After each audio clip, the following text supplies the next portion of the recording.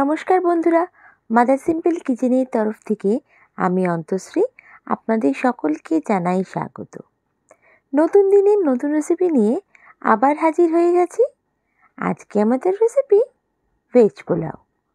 হ্যাঁ বন্ধুরা, নিরামিষ দিনের জন্য perfect recipe veg pulao. Veg pulao দিয়ে আপনারা যে কোনো নিরামিষ ডিশ বা আমিষ ডিশও খেয়ে নিতে পারেন। চলুন দেখে নেওয়া যাক কী করে করছি আমি ভেজ পোলাও।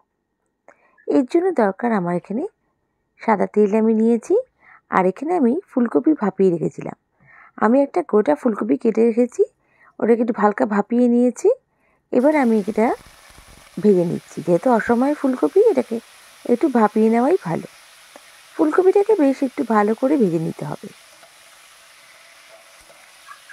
দেখুন খুব সুন্দর করে ভেজে নিচ্ছি। হালকা লাল লাল হলে পরে আমি কিন্তু ফুলকপিটাকে তুলে রেখে দেবো।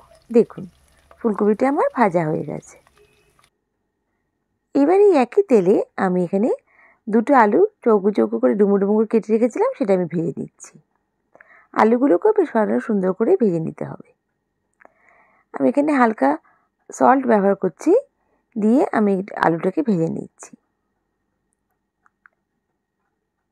খুবই সামান্য আমি লবণ অ্যাড করলাম। এবার আলুটাকে ভেজে নিচ্ছি।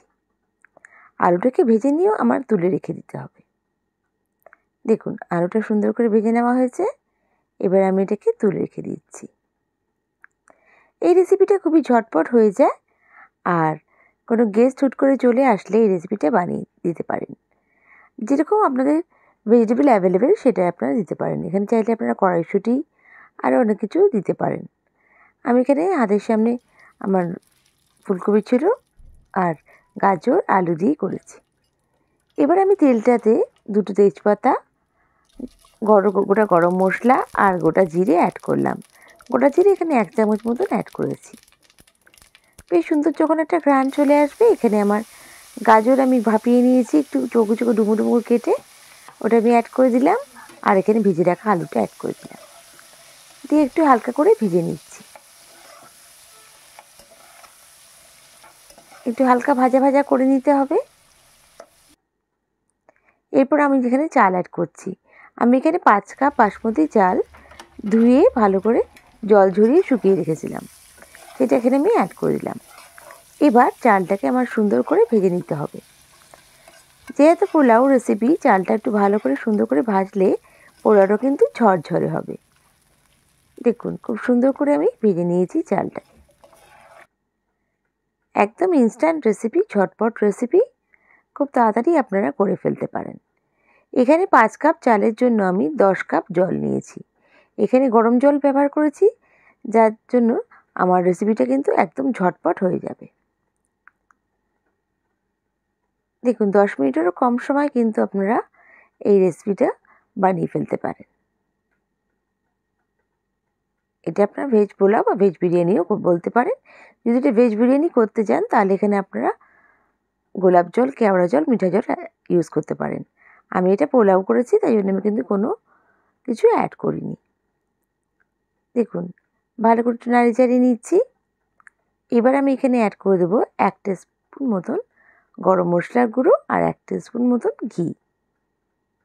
যেহেতু পোলাও রেসিপি ঘিটা দিলে ভালো লাগে, আপনারা চাইলে কিন্তু পুরো রেসিপিটা ঘিতেও করতে পারেন।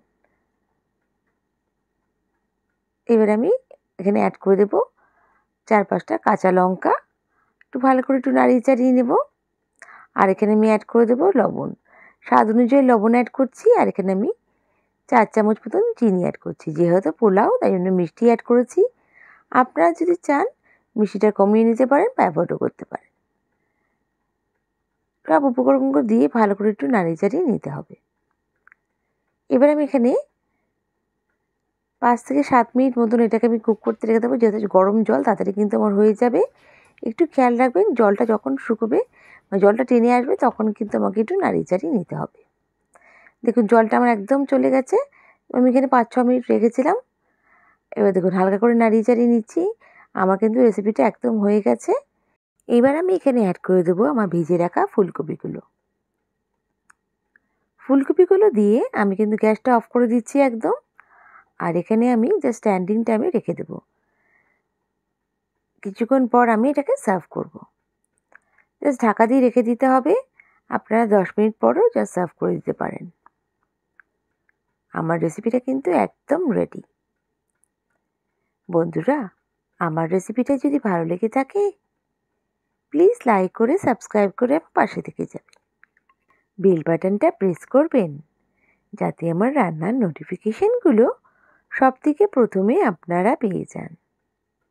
আর যদি আমার রেসিপিটা ফেসবুক পেজ থেকে দেখে থাকেন তাহলে আমার পেজটাকে লাইক করে ফলো করে দেবেন প্লিজ। আপনাদের এক একটা লাইক কমেন্ট আমাকে মোটিভেট করে নতুন নতুন রেসিপি নিয়ে আসার জন্য। আর বন্ধুরা, আপনারা যদি চান কোনো নিত্য নতুন রেসিপি আপনাদের জন্য ট্রাই করি অবশ্যই আমায় কমেন্ট বক্সে মেনশন করবেন। আর আমার এই রেসিপিটা কেমন লাগলো আমায় কমেন্ট করে নিশ্চয়ই জানাবেন। নেক্সট রেসিপি নিয়ে আবার হাজির হয়ে যাব।